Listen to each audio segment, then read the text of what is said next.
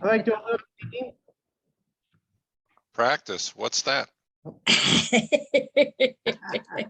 If you don't practice, now I'm really scared at how good you are, Mark.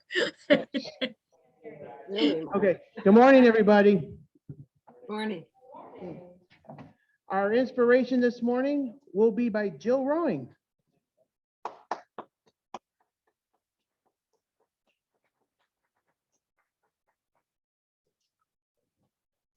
Thank you, Eric. I'm going to start with a verse from William Wordsworth. The cock is crowing, the stream is flowing, the small birds twitter, the lake doth glitter. Fellow Toastmasters, as spring opens her arms to us this morning, let us rejoice and be inspired to greater things. Thank you very much, Jill. Now please rise as we say our Pledge of Allegiance.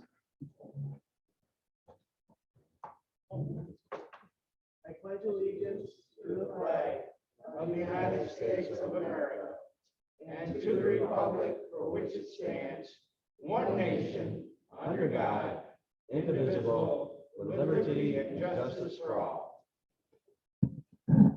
Thank you very much. Good morning, fellow Toastmasters. And we have a guest this morning.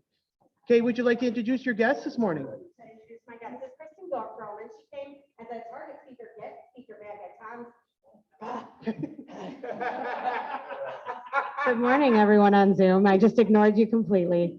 My apologies. But we have a guest who is returning. She was a target guest speaker for one of our contests way back at Tom's Diner, and she was excited to return and couldn't make it for the open house last week. So next best thing is to come the week after the open house. So please give a warm welcome to Kristen Groman. Thank you very much, Kate. Before I begin, I would like to announce who is here in person and in Zoom land. In person today is myself, Sylvia, Jill, Steve, Nancy, Larry, Natalie, Carol Ann, Phil, Len, Joe, Chris, Dave, Mike Licata, and Mike Florio, and our guest, Kristen. And on Zoom is Thomas, Dr. Linhart, Dr. Stevens, Jen, Mark Campos, and Beth Banks. Are there any announcements from the floor before I turn things over to myself? You should probably recognize our president. Oh yeah, President Thomas is on, but he got called into work this morning. He's Zooming. But Thomas, you want to say anything real quick before we begin, or you? He's probably working. He's like in Zoom land. Like, all right, I'll turn things over to myself as Toastmaster. So good morning, fellow Toastmasters. Today we are talking about classic late night talk shows. And the reason why I picked is because I enjoy watching some late night talk shows like Johnny Carson. And I want to make sure Dave is happy that I say Jack Parr and Steve Allen. Yes. So Len, if you with the PowerPoint, who watched late night talk shows? Raise your hand. Who will watch late night talk shows? Now, does anybody have a favorite talk shows late at night? I like Johnny Carson. I like David Letterman. And also today, I actually have a couple late classic top 10 lists from David Letterman. One is from Betty White, and the other one was from when Larry King hosted his final show. So I decided to do a little PowerPoint presentation. So you go ahead with the next slide, Lynn. You working on? Okay. But we'll get into our job holders right now. Our word master, and I like to say thank you to Nancy Rose. And Nancy, would you like to come up and explain your role and what our word of the day is? Thank you, Mr. Toastmaster, and good morning to you all. The word of the day is antics, and it means foolish, outrageous, or amusing behavior. I'll be counting how many people use it, and at the end, I will report. Thank you very much. Thank you very much. Our master this morning is Sylvia.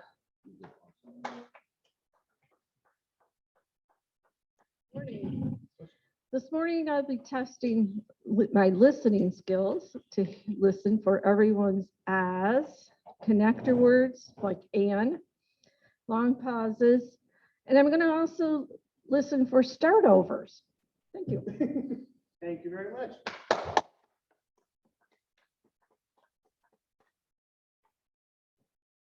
Our grammarian this morning is Carol Ann. Carol Ann, what is your job this morning?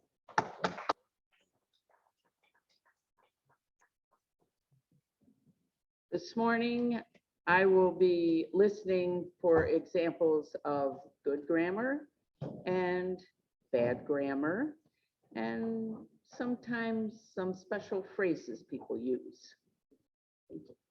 Thank you.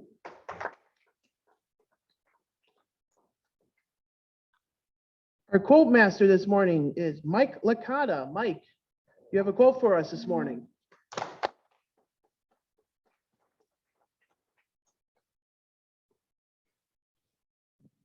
Thank you, Eric. I have a couple that I found.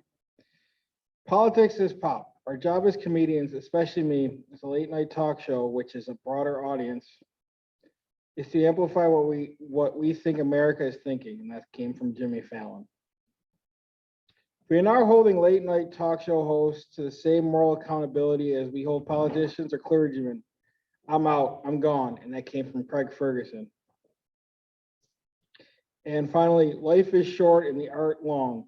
The occasional fleeting experience, fallacious and judgment difficult. The physician must not only be prepared to do what is right himself, but also to make the patient, the attendants, and the externals cooperate. And that came from Hippocrates. Mr. Toastmaster.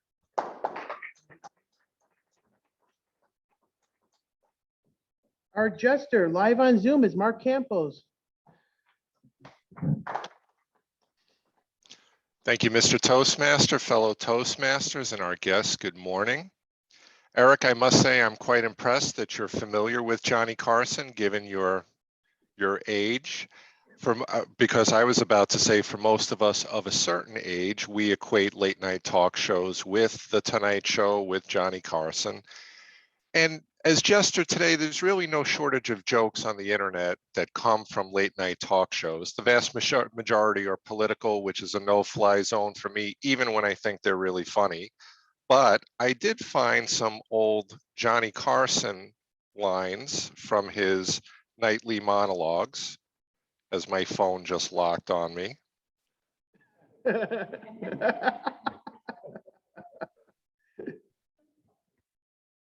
One moment, please. Maybe you ought to about that. All right, here we go. These are from the nightly monologues. One, it's your wife, said the secretary to her boss. She wants to give you a kiss over the telephone. I'm too busy, replied the executive. Take the message and I'll get it from you later. Another, Adam may have had his troubles, but he never had to listen to Eve talk about the other men she could have married. There are people who ask if astronaut John Glenn has the qualifications to be in Congress. I don't know why not. After all, he's already been around the world 3 times at government expense. And lastly, Benjamin Franklin may have discovered electricity, but the man who invented the meter made all the money. Mr. Toastmaster. Thank you very much, Mark. Our timer, Phil Russell. Phil, come on up.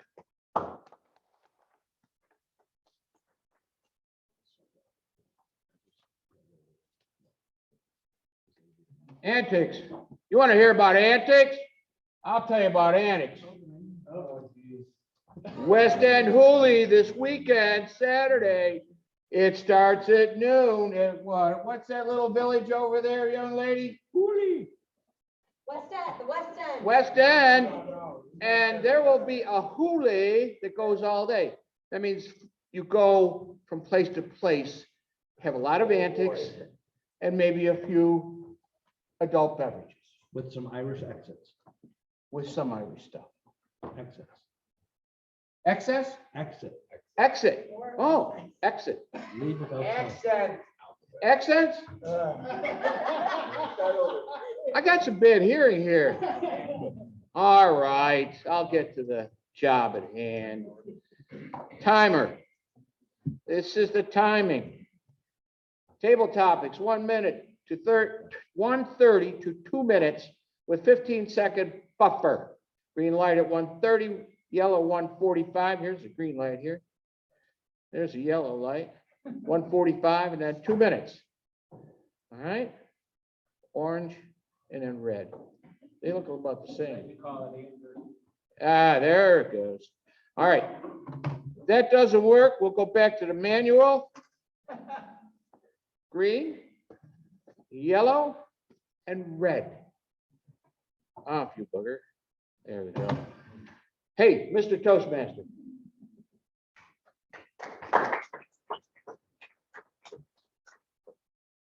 We don't have a, we have an opening for tech and gesture master. Does anybody want to take the role of tech and gesture?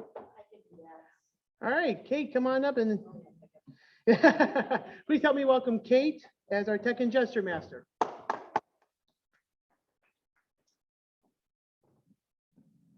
Thank you very much. Oh my goodness. The first thing I noticed is there's a name up here that says, I am a lectern, and that's going to stay on this lectern. Some of us are very, very precise that this is a lectern and not a podium because we do not stand on it.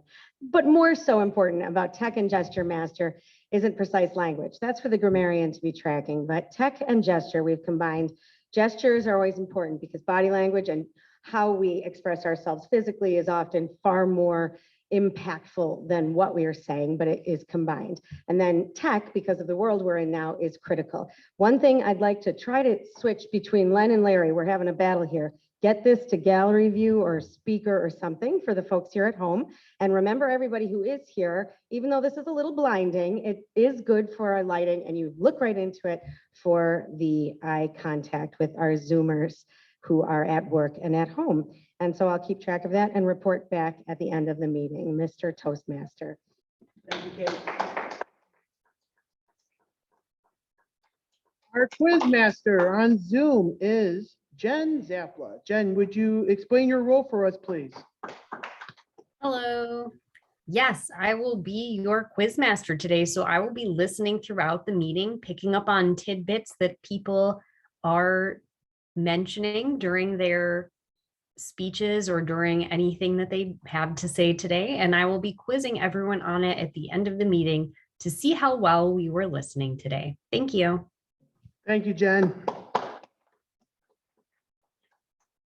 And our general evaluator today, I know he's busy with the tech stuff, is Len Thornton. And he will be evaluating the general tenor of the meeting along with our evaluators and evaluating the Toastmaster. I got you, Len. You're busy with. That's good. Okay. That's good. I can get some screen time. Okay. Get the screen time. As Eric mentioned, I will be evaluating the evaluators as well as the Toastmaster of the day and a few comments on the general tone of the meeting. We have the additional challenge today of having a PowerPoint our Toastmaster threw at me last night. So we'll see how that goes. Be patient, everyone. Mr. Toastmaster. All right, without any further delay, I would like to invite up our table topics master, Joe Butnick. He is our table topics. Please help me welcome Joe.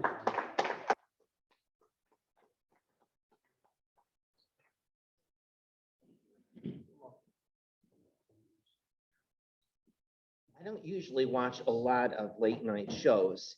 If there's something interesting I want to see on that show or a celebrity that I like, I usually sometimes will on occasion. Dave Licata. What is your favorite TV show and what do you like to watch? Could you share some ideas? Thank you.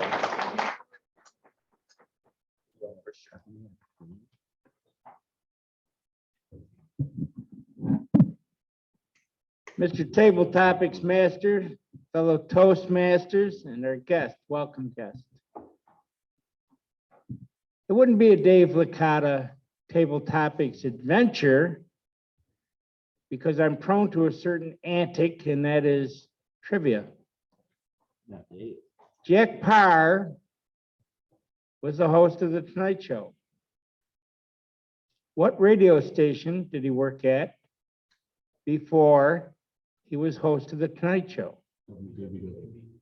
Hmm? You're real close. WBEN. It was WBN. Foster Brooks, a frequent guest on late night television. He was a disc jockey in Buffalo as well. So we do have this long history. Now, when I was finally on my own, or at least maybe out of high school, and mommy and daddy didn't make me go to bed early, no, they'd go to bed and I would watch The Tonight Show. And I couldn't help but notice that Johnny Carson stole a lot from Jack Benny. I noticed that. He even stole Jack Benny's director. So his show would be exactly like that. The band leader on the Jack Benny radio show was known for his outrageous behavior. Carson's band leader was known for his outrageous clothing and wardrobe. And it never stops. Jack Benny had Don Wilson. Johnny Carson had his own large announcer as well, Ed McMahon. So this just keeps running, folks. It never stops. You want to be funny? Listen to Jack Benny's radio shows. Mr. Table Topics Master.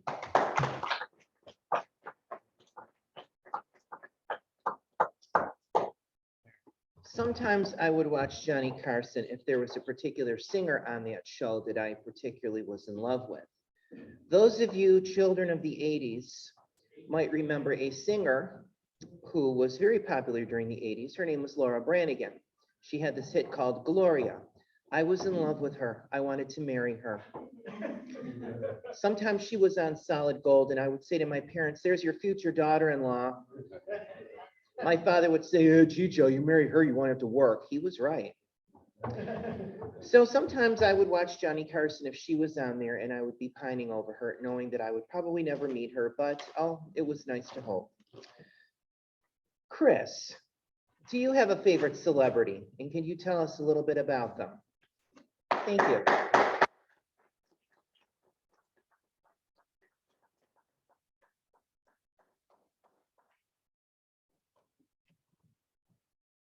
Thank you, Mr. Table Topics Master, fellow Toastmasters, and our guest.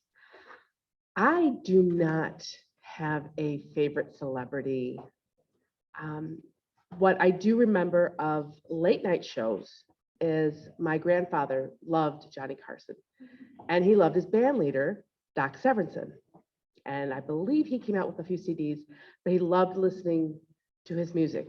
For me, late night shows, I was not a late night person. I was usually in bed by 10, 11 o'clock. So that was a whole genre that I was not familiar with until I met my husband, who is a night owl and enjoys the late night talk shows. And he introduced me to The Daily Show with Jon Stewart and The Colbert Show with Stephen Colbert. And that was a nighttime ritual for us to watch them, enjoy them, laugh with them. And then when hosts changed, talk shows weren't as funny, weren't as interesting for us anymore. So now we are on Netflix watching reruns of old shows or new shows, but they're new to us. The current one that we're watching right now is The Outer Banks, which it has great scenery. It is obviously more geared toward teens and young adults, but we're enjoying watching that right now. But for me, again, I don't have a favorite celebrity. I don't have a favorite singer. I just enjoy watching them all. Thank you, Mr. Table Topics Master.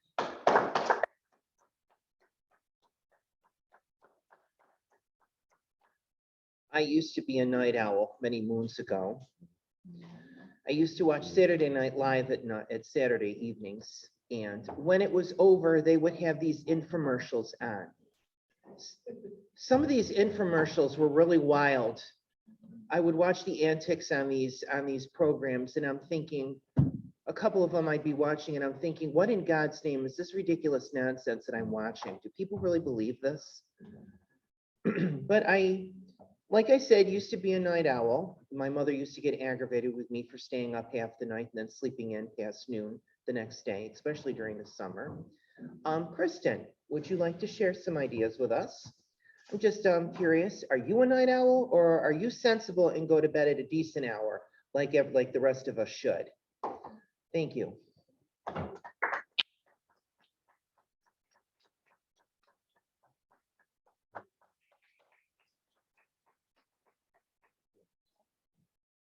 Thank you, Mr. Table Topics Master. Did I say the right thing? So the question being, which I've already forgotten. Are you a night owl? Am I a night owl? I'm not a night owl. So I prefer to go to bed at a timely hour of 10 p.m. I also prefer to wake up at about 5 a.m. So I try not to be a night owl.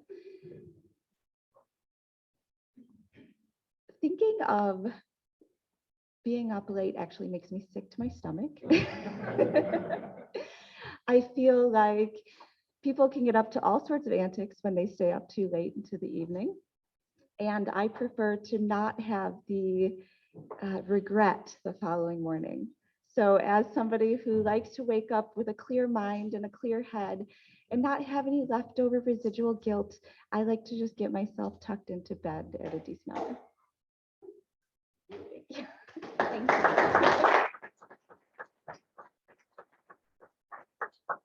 That's good sane advice.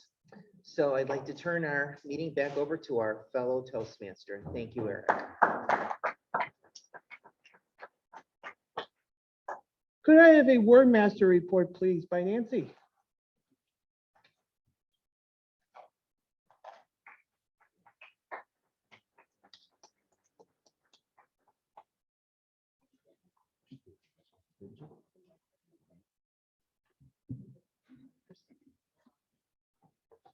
Thank you, Mr. Toastmaster. The report for the word of the day, antics. Let's see. Philip used it 4 times. Dave used it once. Chris, no. And Kristen once. And So thank you. Oh, Joe. Sorry about that, Joe. Thank you. And our timers report, Phil.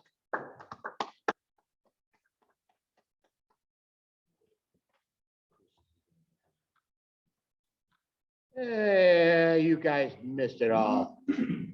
Talk shows, I go over the Kennys, bother them on Friday night, watch a little talk show, then Monty Python's Flying Circus. If you didn't watch that, you didn't see anything. That was one of the best. Timers report. Dave Licata, 211, 85.85. Chris, 145.79. Kristen, 103.58. I'll leave it up to you, Mr. Toastmaster. All right, we will have her at, in the ballot. So please cast your ballots for Dave. Chris, did you use the word? Okay, so cast your votes for Kristen or Dave Licata. And someone will be collecting the ballots. All right. Okay. All right. We're going to get into our speaking portion of the meeting.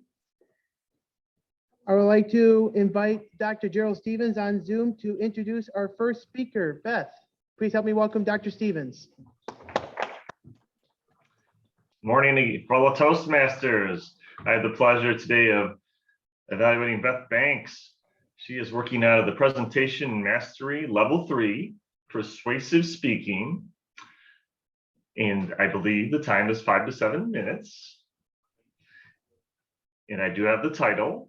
I don't know if you have the title, Mr. Toastmaster, or not. I do, but if you would like to introduce Beth with your title, go ahead. Okay, great. Beth, please welcome Beth. Her title today is Stage Problem. Look forward to her speech.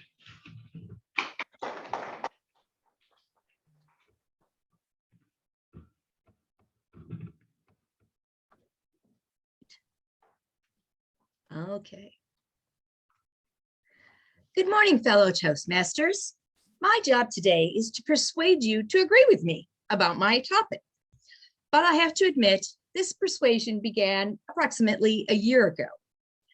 I began to lay the groundwork for persuading the executive director of the Cornell Cooperative Extension that the stage at the fairgrounds truly needed to be renovated or perhaps removed. I believed my role as the director of the Celtic Festival gave me credibility about the knowledge of stages. I knew the stage was in poor shape. Would you want to perform at a stage with cracked and misshapen floors? Misshapen as if an earthquake had taken place. I was informed they improved the floor over the spring. All right. Obviously, I needed to improve my persuasion arsenal before returning to the issue. According to Toastmasters, I would need to address all three levels or modes of persuasion, not just ethics. The other two modes would have to be engaged, logic and emotion. While preparing for this speech, I've been reading a book by George G. Hunter III titled The Celtic Way of Evangelism. The author referred to Aristotle's rhetoric as the model for the communication process. Aristotle taught that persuasion occurs from the interaction of the ethos of the speaker, the logos of the message, and the pathos of the audience. Wait a minute, is this author telling us that Toastmaster did not come up with those three? No, my friends, Toastmasters did not. These three modes of persuasion, communication, have been used for 23 centuries.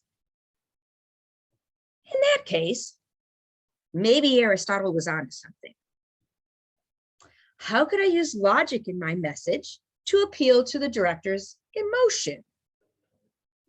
Part of the logic argument occurred during setup week of the festival, when we truly realized how misshapen the floor was. Kate, to her credit, thought, all right, we'll cover those cracks up. And we put down a rug. And we realized that was actually worse for the people on stage, because then they couldn't see the cracks and they wouldn't know where those misshapen sections were. We rolled up the rug, took that away. Okay, how can we do this quickly? Help solve it a little. I used the paint we used on the festival grounds to paint all the cracks. So at least they became more obvious to the people trying to walk. In spite of the floor and the antics of some guests, the show went off without a hitch that weekend.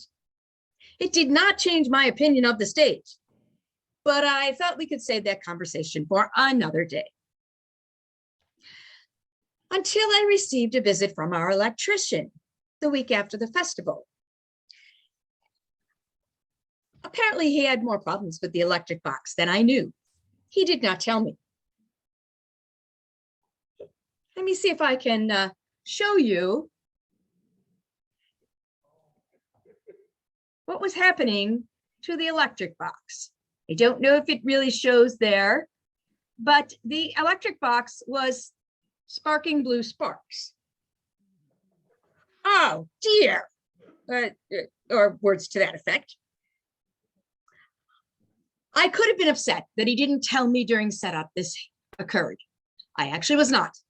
I was very happy with him that he did not, because it avoided me having a heart attack during setup week. It did give me a very logical reason to take to the director. This is not a safe stage. Would logic be enough? I didn't take any chances. I also appealed to his emotion. Yes, my friends, good old-fashioned fear. Our insurance companies would not be happy to find out we had such dangerous facilities on our grounds. Something will really need to be done. Have I persuaded you that the stage needs to be renovated or removed? I value your opinions. I tried to use all three modes of persuasion. Will it work for the director of CCE? On January 20th, I received 2 messages. One was an email from the director stating they were going to tear the stage down. Another message came from the operations manager, who decided visual would be better, and he sent me a video of them actually demolishing the stage on January 20th. I have to admit to being very surprised. My attempts at persuasion, using Aristotle's rhetoric and Toastmasters modes, was successful.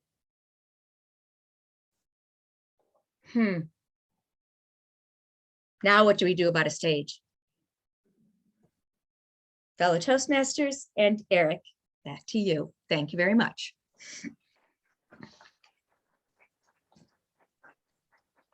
Thank you very much, Beth. Our second speaker this morning is Marty Johnston, and his evaluator today is Tracy Farrell. Tracy. Thank you, Eric. Marty's been working on his leadership skills in the innovative planning path. He's working on level 5, his elective, and it's leadership and lessons learned.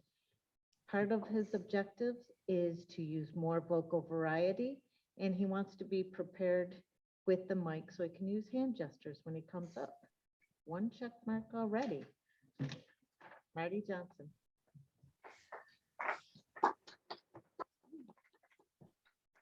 Before I invite Marty up to, and Phil, you turn off the timer light. Marty has given me his introduction, and I will introduce him. Marty started working on the Pathways Innovative Planning Speech Project Path at the Toastmasters Educational Programs rollout. This morning's speech nears the accumulation of a high-performance leadership project he started in 2020, just prior to the COVID-19 pandemic. Marty enjoys applying real-world examples to his speeches. His goal today is to inform you about the effect his leadership project had on him and the impact of a recent lessons learned meeting with his team. Fellow Toastmasters and guests, I present to you Marty Johnston, Leadership Lessons Learned, Seneca Street. Marty Johnston.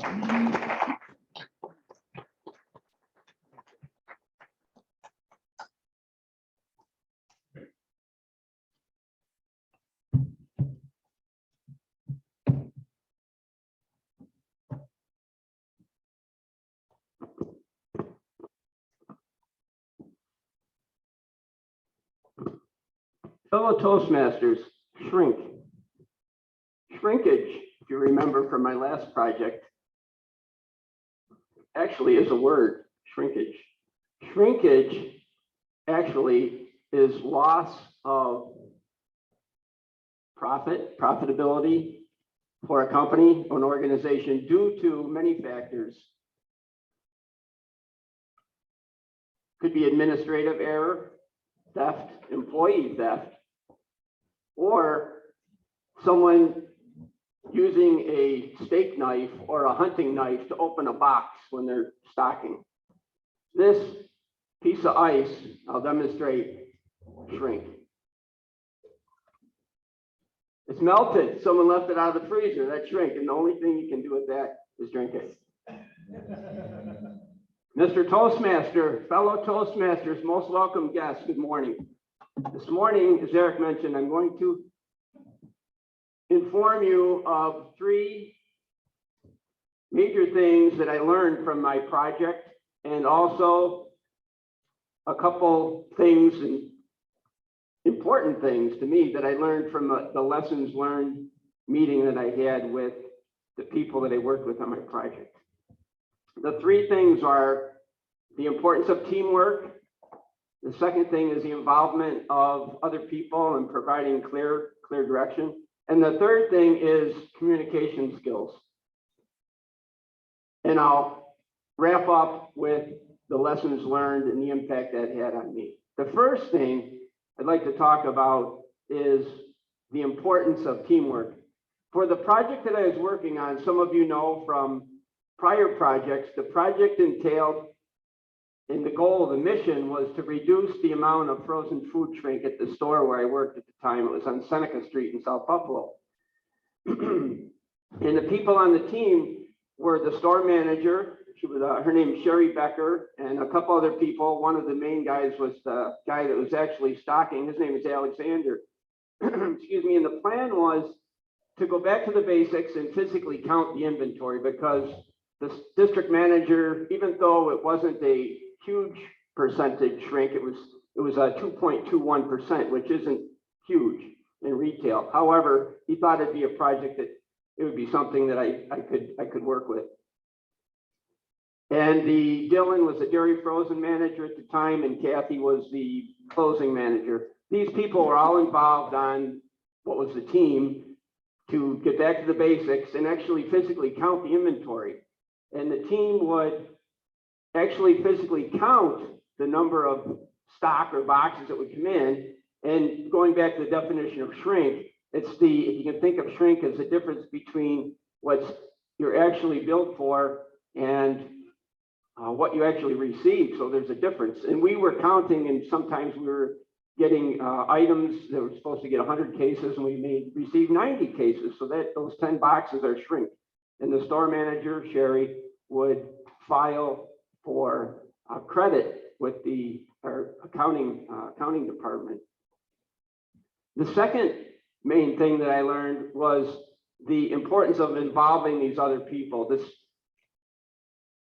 stock clerk associate, if you will, his name's Alexander, and he was the main guy. He would count the deliveries when they came in.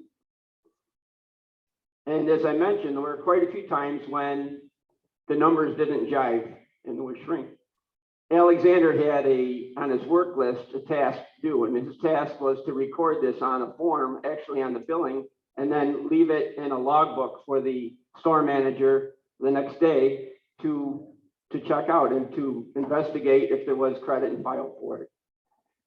The third, and probably the funniest thing and most memorable thing I can remember, is the importance of communicating with people from a different culture. This young man, his name was Jose, and he wasn't involved with the team per se, but it really made me reflect back on the project. And one day I was all excited. I don't know if there's a Tim Hortons in the store, maybe I had a little too much coffee, but I said, Jose, this is what we're going to do today, and we're going to do this, and we're going to do this, and everything will be great. And he goes, boss. He goes, please, slow down. He goes, you talk too fast. I go. And right then it hit me. And I know that I knew at the time that I talked fast, but it really made me understand if I want to get a point through to someone, whether it be culture barrier or language barrier, you have to speak slowly and calmly. This is what we're going to do. This is what I need to help me with. And I'll be back to follow up with you, and everything will be beautiful. There will be no further antics of getting all excited. So those 3 things, teamwork, involving others with the plan, and communicating, with people that may have a language barrier, people from different cultures were key. Excuse me. The lesson learned portion of the project involved actually filling out this form. It's called a lessons learned response log. And what I did, Super Bowl Sunday, just happened to have the invite to go back to the store, and the store manager, Sherry, who was on the team, and her daughter actually took over as the new frozen food manager. And I sat with them, and the thing that stood out in my mind, there are three categories. It's experience, lessons learned, and recommendations. And the experience was about the results we came up with. And the lesson learned, they said, was, well, it worked. We went from 2.21% in December of 2019 to 0.01% in June of 2020. We reduced shrink by almost more than 2 whole percentage points. We can apply this to the dairy department because the dairy manager just left. And usually when people leave a job, they may not leave it in the best condition. And there were some shrink issues in the dairy department. So the recommendation was to apply what they learned in the frozen food project to the dairy department. Fellow Toastmasters, now that you know a little bit more about shrink and the importance of involving people in a team, communicating, and learning and communicating that experience to another project, I would like to say that the project really worked because the ice was still frozen. We protected the assets. Everything worked out great. Project was a success. Thank you, Mr. Toastmaster.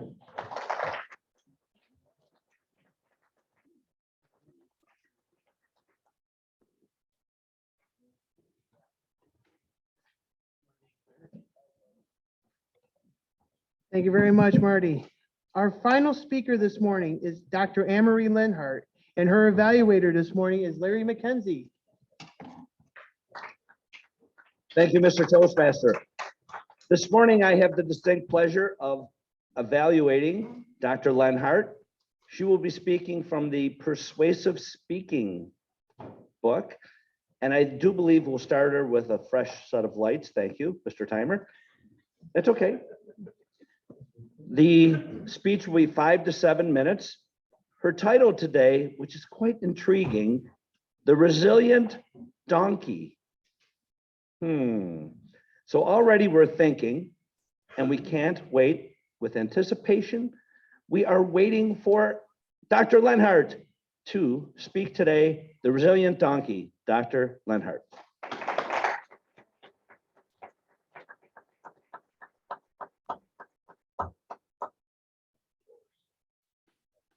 Good morning, fellow Toastmasters. My goodness, we've had a terrible 2 years going through the pandemic. A lot of losses, isolation, feeling of being really burned out. So I thought today I would pick a very upbeat topic, resiliency. Resiliency has a lot to do with getting over adversarial conditions and being able to really control and handle our stress management. So this should be a real treat for everybody. And what I'd like you to do is to take a deep breath, sit back and really enjoy the knowledge. First, I want to tell you a story about a very resilient donkey. Once upon a time, long ago, there was an Italian farmer who lived in Reggio Calabria. This is at the boot of Italy. And he had this magnificent donkey called Donatello.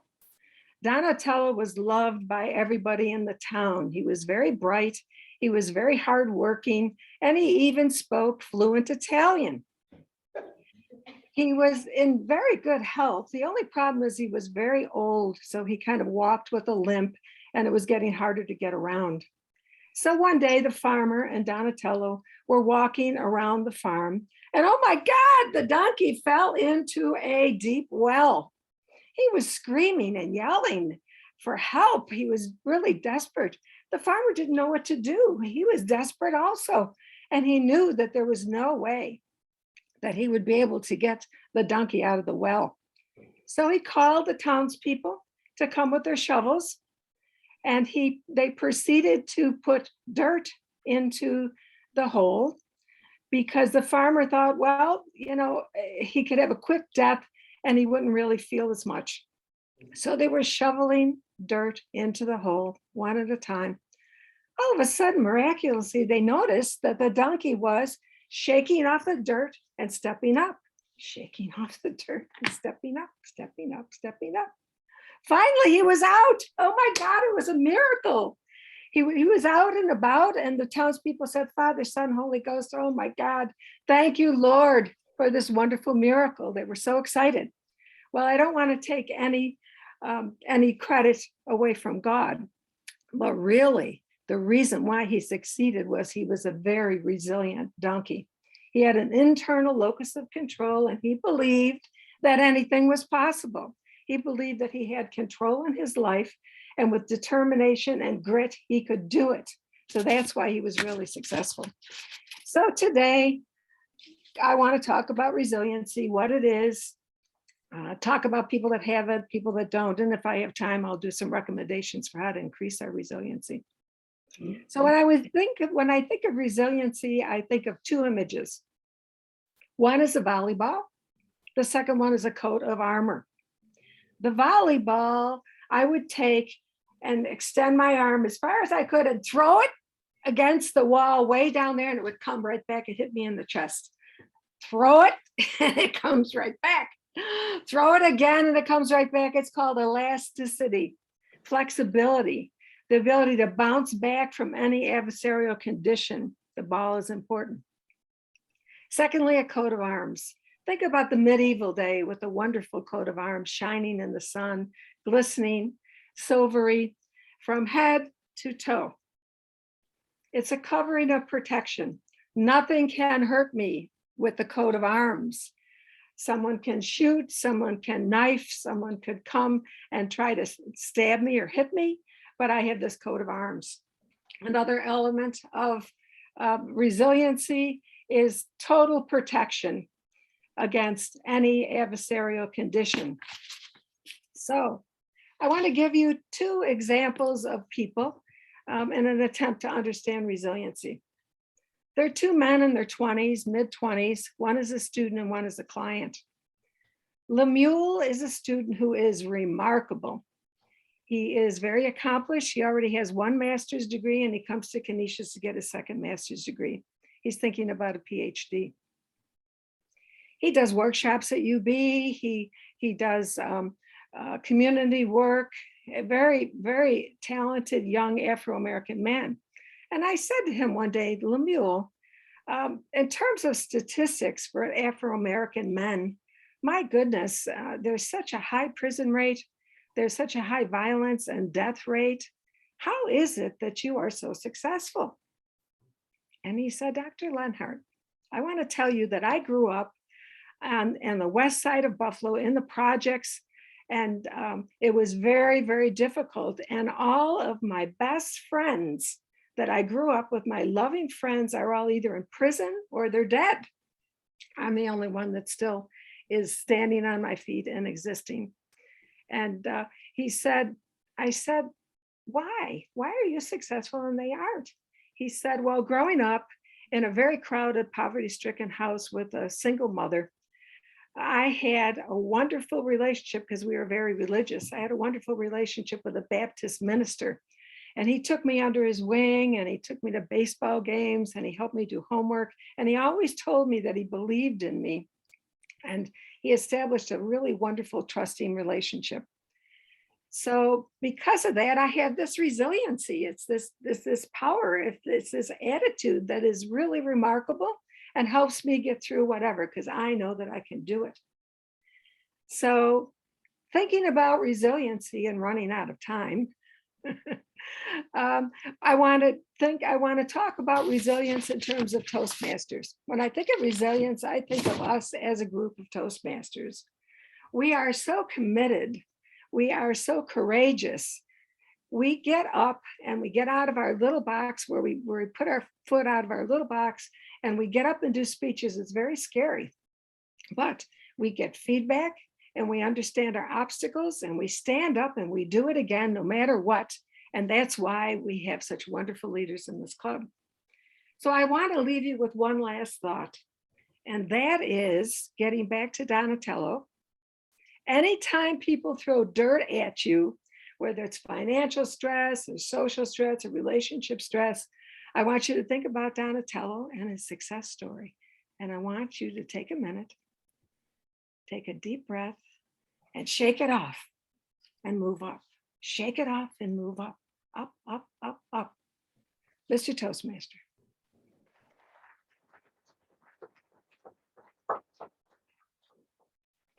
Thank you very much, Dr. Lenhart. Could I have a timers report, please?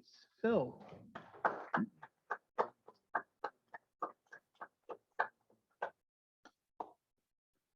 get that red light in a second. 3 excellent speakers, 3 excellent speeches. Beth Banks, 6 minutes, 22 seconds, .11. Marty Johnston, 7:33.57.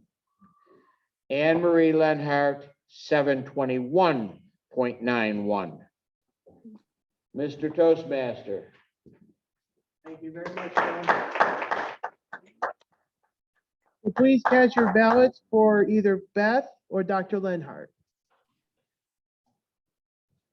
All right. Len will, since we're well in good timing, we have some good, some late night classic top 10s from David Letterman from The Late Show. And now he's been moved on. He did a show on Netflix called For My Next Guest. He had Paul Schaefer as his musical director. He's been on there for, they've been knowing each other since the Late Late Show. Now it's run by Seth Meyers.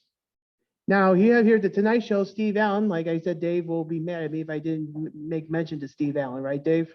Yes. Next one, we have Jack Parr, like Dave said, and the Tonight Show with Johnny Carson. And also Late Night with David Letterman ran from 82 to 1993 before he moved from NBC to CBS and did the Late Show at the Ed Sullivan Theater. All right, go ahead, Len. The first one is, go ahead, Len.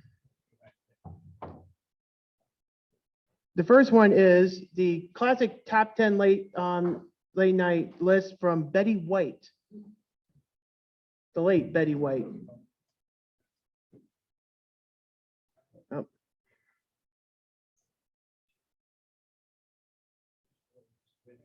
Yeah. So, but Marty, did you have a favorite late night talk show? Did you like? I like Letterman. Yeah, like Letterman.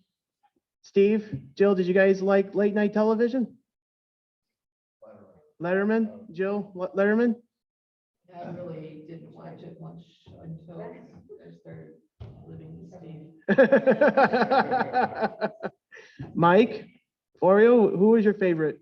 I like Johnny Carson, but I also, I saw Conan O'Brien. Oh yeah, let's not forget Conan O'Brien. Let's not forget Jay Leno. Jay Leno went on after Carson. Who else? James Corden on CBS. Jimmy Kimmel. Arsenio Hall. Even though I wasn't alive when Arsenio Hall started the. You were, but you were small. Yes, thank you, Dave. I like stupid pet tricks. Oh yeah, the stupid pet tricks.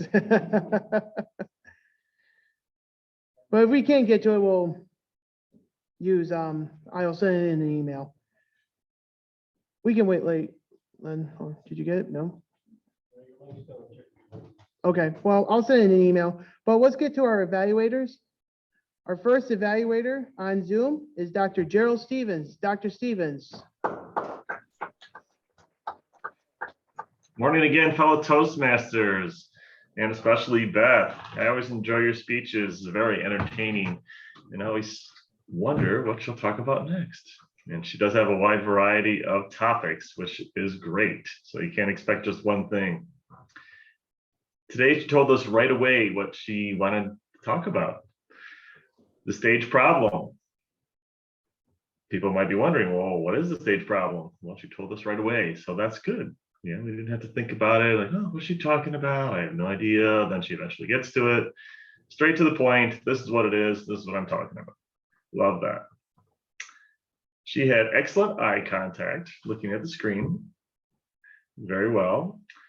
And the vocal variety sometimes takes Toastmasters years to master. She had that in spades. I loved it. Nothing worse than listening to a teacher drone on and on, that's for sure. So I think your teaching background came to bear here, which isn't a bad thing. I didn't really detect too many pauses. Certainly our master will handle that later. So that's good. And I like the fact that you included, try to include a prop in regards to the picture. It did come across on the phone, at least out to Zoom land. I could see things, so that was good. In Toastmasters, we always want to give you a few pointers for improvement, of course.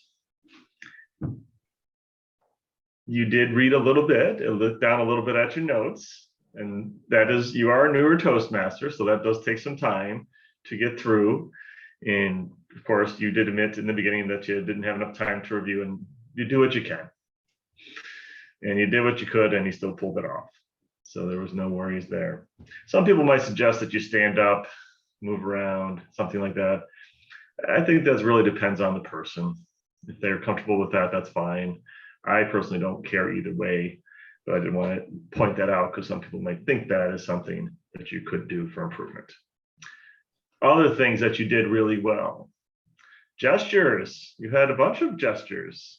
You were rolling up things like the rug. You had some vivid descriptions. The blue sparks, cracked floors, fear. Fear was a major motivator here, I'd say, and use that to motivate you to persuade others. So that can be a motivating factor, fear just in general, to get people to do things. So that is something that you pointed out. And in this case, it persuaded you to do some things, to get others to do things. So I think this is really good. Your conclusion was also very good. You wanted us to hang on for more. Very enticing. So I love that. So I'm enticed to hear the next speech, and I look forward to more, as always, from you, Beth. Mr. Toastmaster. Thank you very much, Dr. Stevens. Our second evaluator, and she's coming right up to the plate, is Tracy Farrell, evaluating Marty's speech. Fellow Toastmasters, guests, and especially Marty. Marty came to us, gave us a speech about some of the lessons he learned. He's been in a leadership project for the last year, and he's applied those leadership skills to his job. Part of what he has to do as a leader is plan, and he was well prepared for this speech. I can tell you that he provided an intro to our Toastmaster. Even though I wasn't responding, he was sending me emails, the evaluation form. He had it printed out for me. And he was sending me emails last night at 11:30, way past my bedtime. He was well prepared for this speech. He even wore his TOPS name badge as he was coming up to talk about TOPS. And he grabbed our attention with a good opening gesture as he poured the water into the ice into water. Some of the things he can work on is some of the start overs. He kept starting over and over. So he was very well prepared. He could have probably practiced the speech a couple of more times. That also would have helped with his timing. He asked me to look at his vocal variety, but I think he did very well with, he didn't speak too fast, which he said was one of his issues in the past. And he even spoke quietly when he was talking about his employee, Jose. So it gave us a little bit of vocal variety. He's also right in front of the lectern and he wasn't using notes.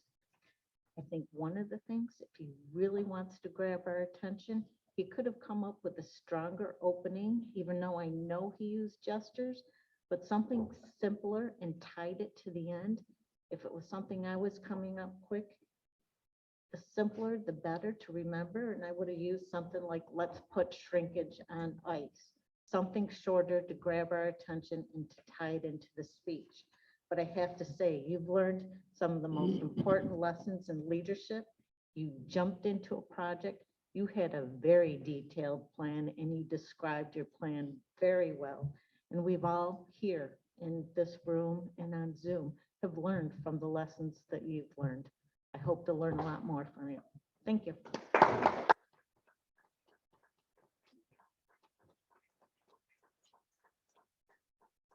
Our final evaluator today, evaluating Dr. Lenhart, is Larry McKenzie. Thank you, Mr. Toastmaster.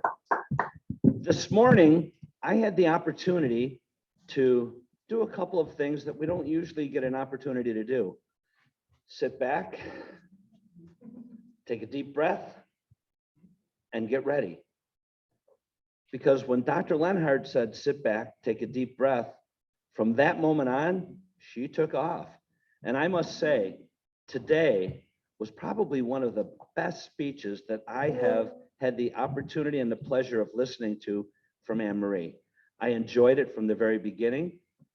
I did know the story about the donkey, and I was wondering how she was going to portray it. She did it well. One of the things that she did was that she used some words throughout there, and I'm sure that our grammarian is going to be picking up on some great words, adversarial. She did use so many that I did not write them down, but I'll leave that for the grammarian. The story about Donatello, it's always great when somebody is giving a speech that they can talk about something that's going to draw us in. The story about Donatello did that. And it gave us the opportunity to see the direction that her speech was going in. And she taught us a lesson from listening about Donatello. And I know that there were a few ears that perked up when they heard about an Italian story and things, but we won't mention any names. One of the things that I was thoroughly excited about was the gestures. She brought it in to her speech in almost every aspect. Things that she was doing. She was moving back, she was moving forward. She was talking about different parts of her presentation where she would get right into the camera.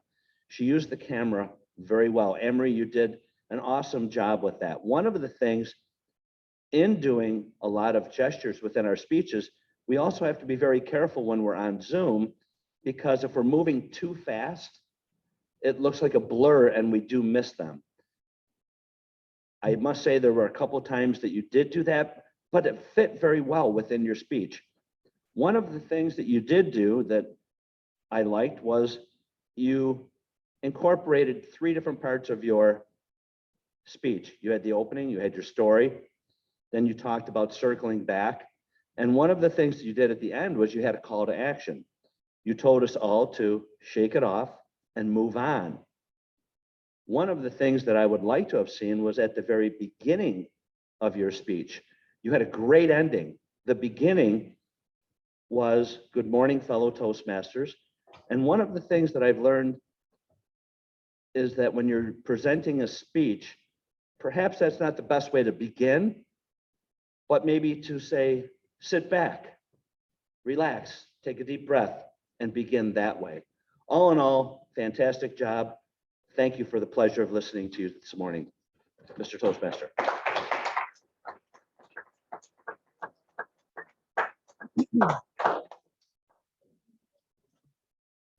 Thank you very much, Larry. Could I have a timers report, please, Mr. Russell?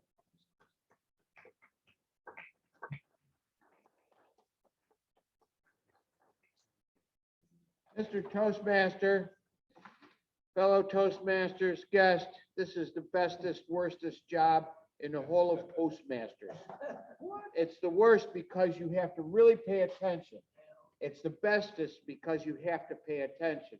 And that's what Toastmasters is all about. And you have to be very precise. No antics with this job, let me tell you. Well, Dr. Stevens, 3 minutes, 5 seconds, 0.97. Tracy Farrell, 2 minutes, 40 seconds, 36 hundredths. Larry McKenzie, 3 minutes, 16 seconds, 0.88. Mr. Toastmaster.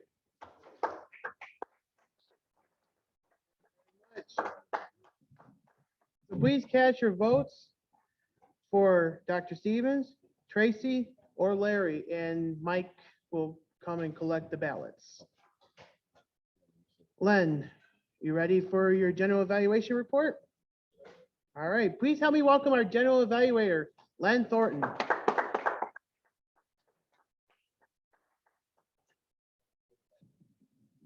Thank you, Eric. Eric graced us with the duties of Toastmaster of the day.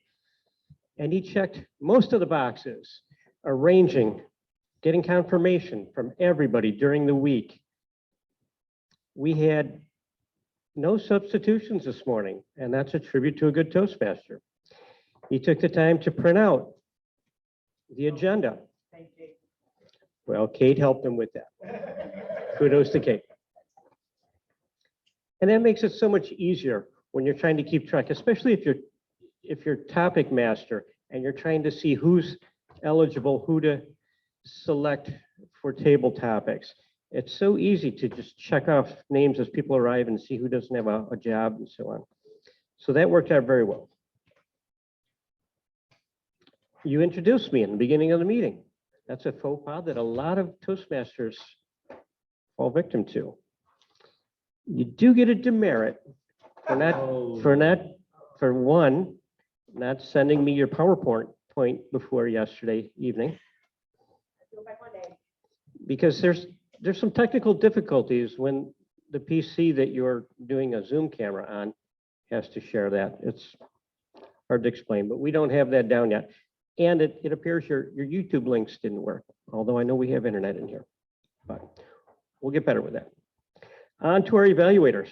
Gerald, classic sandwich approach on Beth.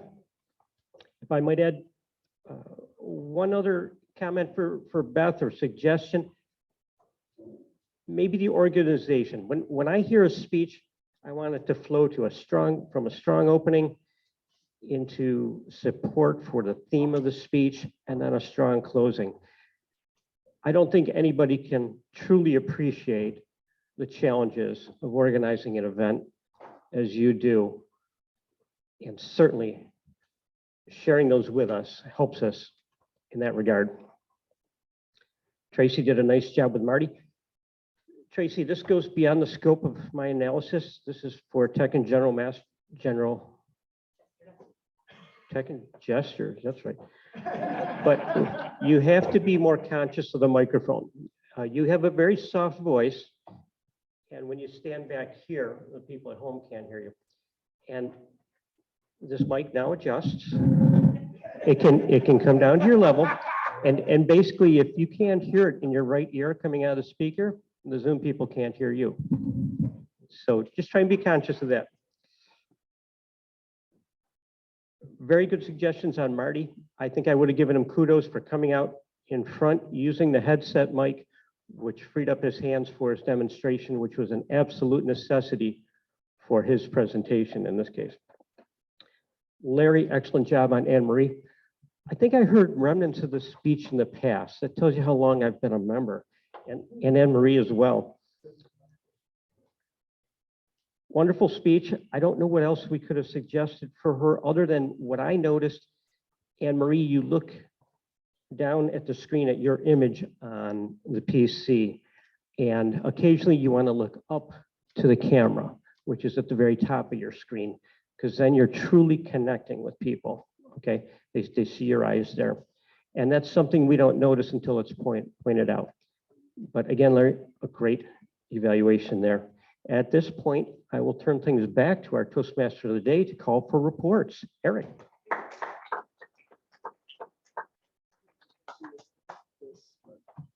Thank you, Len, for your evaluations.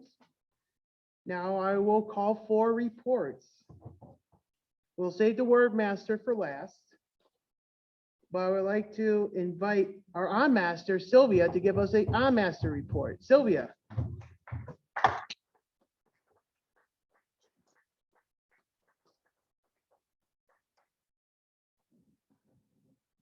I do have to say, I didn't have enough of caffeine. I think we did pretty well with the S. I only counted 6 today. Yeah. Couple startovers though. We had 3 of them, and those were 5. Other than that, it was a very good morning, I thought. Thank you.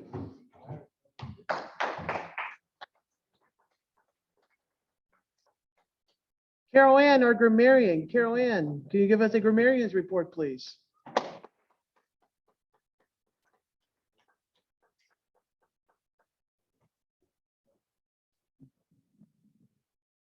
Actually, we did pretty well with the grammarian, with our grammar, since nothing really jumped out at me, other than, I think, Mike Licata, I think he was trying to say Hippocrates.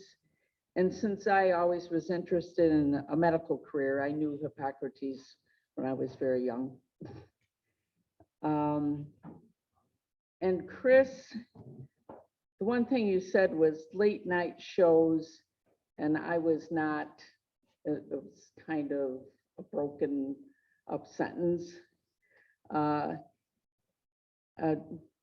Joe said, like I said. I know I have a habit of that when I'm talking to somebody. I say, like I said. Well, I know you said it. You don't have to say that. And Eric was trying to say culmination, and I'm not sure how he said that word.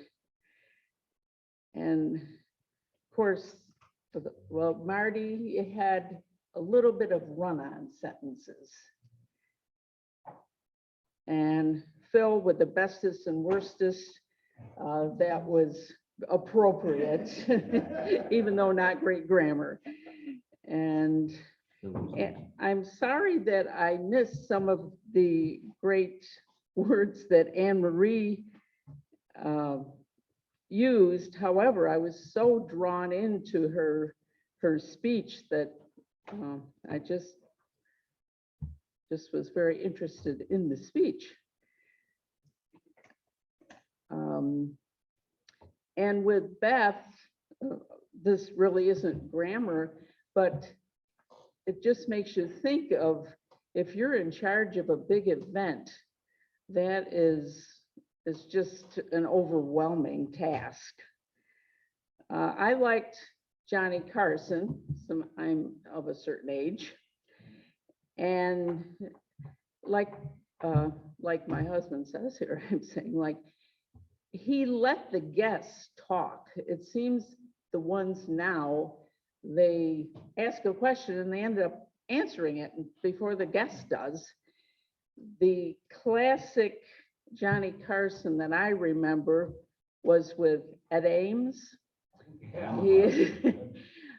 Ed Ames is Native American, so Johnny decided he'd have him throw a, I don't know, I guess maybe you'd call it a tomahawk, and he had a figure on a wooden board of like a man figure, and he said, well, here, see how you do. So Ed threw the axe right to the crotch. Mr. Toastmaster.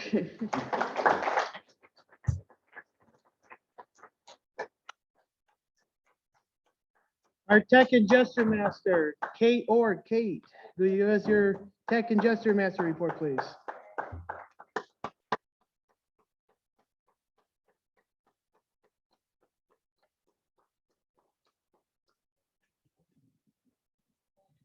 Marty was great and used the headset microphone. Now this is the handheld that we can use.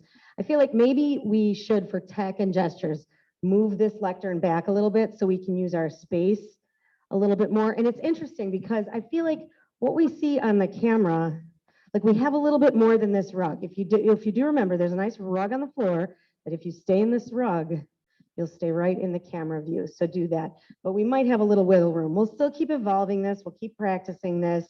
But I do love how most everyone used the microphone great, both on Zoom and in person. Eric, you have a masterful use of tech and gestures. And I feel really like this got moved up far. So I feel like I'm so short that I can't stand on the rug and be able to be seen actually from the Zoom folks at home. So yeah, I think that we have a lot of space to the wall here that we could use differently. I did notice that on Zoom, the banner looks crooked, but it looks level here in person. So I'm not sure what's going on with that. And our table topics participants all used the microphones very well. I could hear you.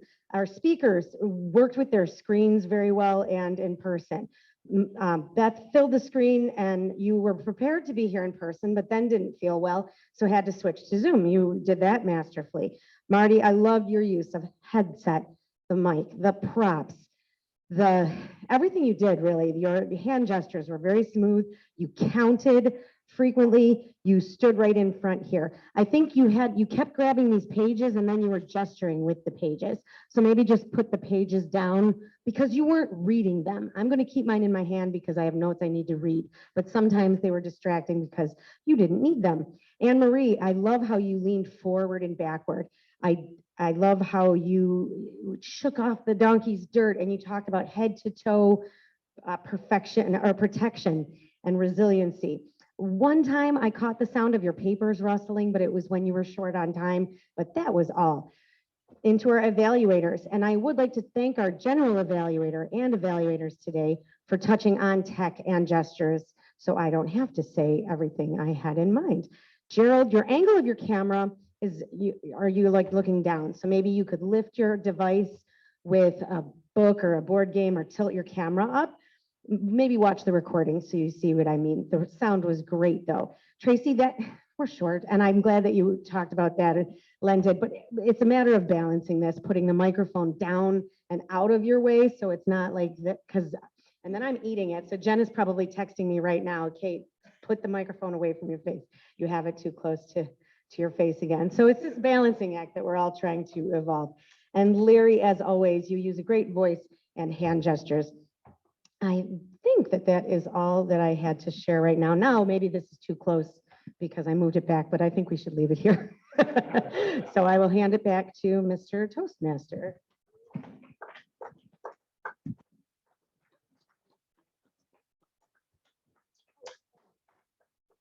And let's not forget Conan O'Brien or Trevor Noah. Thank you. Thank you, Kate. Since you mentioned Jen, our quiz master. Hello, everyone. Good morning. I do enjoy some late night television, and it sounds like all of you do as well, although I haven't enjoyed it as much recently as I used to back in the day. So I'd like to quiz you all on some of the things that came up during our meeting today. And I'm going to start with, according to Dave, what radio station did Jack Parr start out on? WBEN. Yes, WBEN. And what show is Chris watching on Netflix right now? Outer Banks. Yes. And for Kristen, how does staying up late make her feel? Sick to her stomach. Yes. According to Aristotle, what are the dimensions of persuasion that Toastmasters has so seamlessly put into the program? Yes, logos, ethos, and pathos. And how much shrinkage was Marty able to reduce? 2%. 2%. Yes. In Anne Marie's story about Donatello, what kind of locus of control did Donatello have? What kind of what, Jen? Locus of control did Donatello have? Resilience? Internal. Internal, yes. He had an internal locus of control, which was able to help him be more resilient. And those are my questions today. Thank you. Thank you, Jen. I'd like to invite up our word master, Nancy. How do we do with antics today? Thank you, Mr. Toastmaster. And I want to thank Len and Larry for teaching me how to select a word and how it's used and what I needed to do to record it. Because I said yes that I would do it last minute, so it was a scramble 5 minutes before. Anyway, the word did great, and I want to especially thank Philip for really using it and also coming up with his own antics. So I think it did very well for repeating all that. Thank you.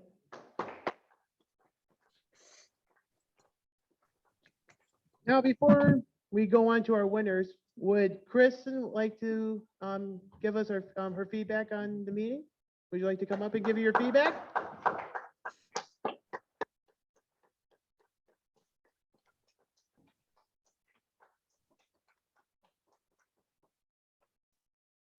Well, thank you so much for having me here as your guest today. I really enjoyed being here. Some feedback on the meeting.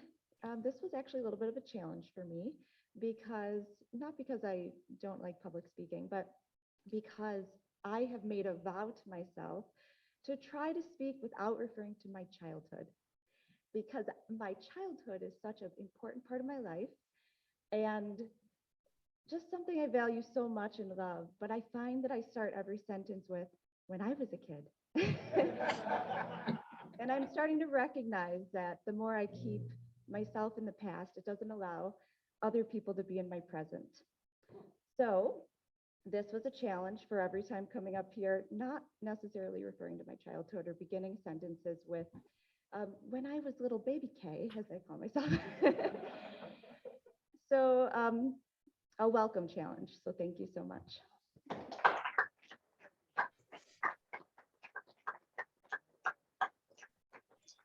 All right. Let's get to our winners.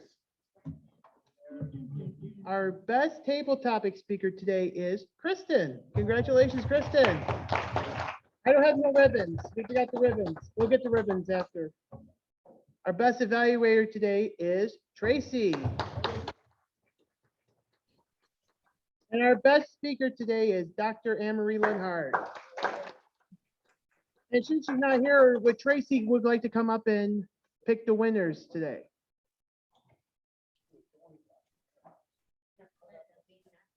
And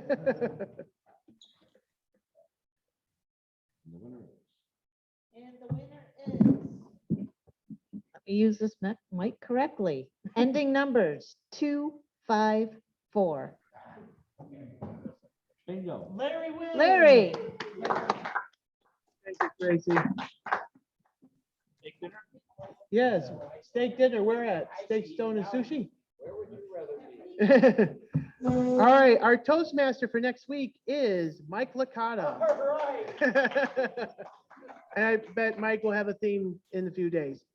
Steve, you have an announcement? No, before you close your topic, you never mentioned the Joey Bishop show. Oh. Merv Griffin too, right? I forgot Merv Griffin too. Yes. David Letterman. I just said David Letterman. Do you remember who Joey Bishop's announcer slash co-host was? Who was it? She's Philbin. Ah, Regis. Philbin. Yeah, and dues are due. Thank you, Sylvia. I didn't forget you. Yes, dues are due to Sylvia by next week. And are there any final thoughts? Any other announcements? Do you have just?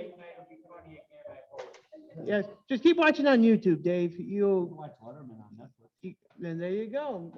It's called For My Next Guest on Netflix.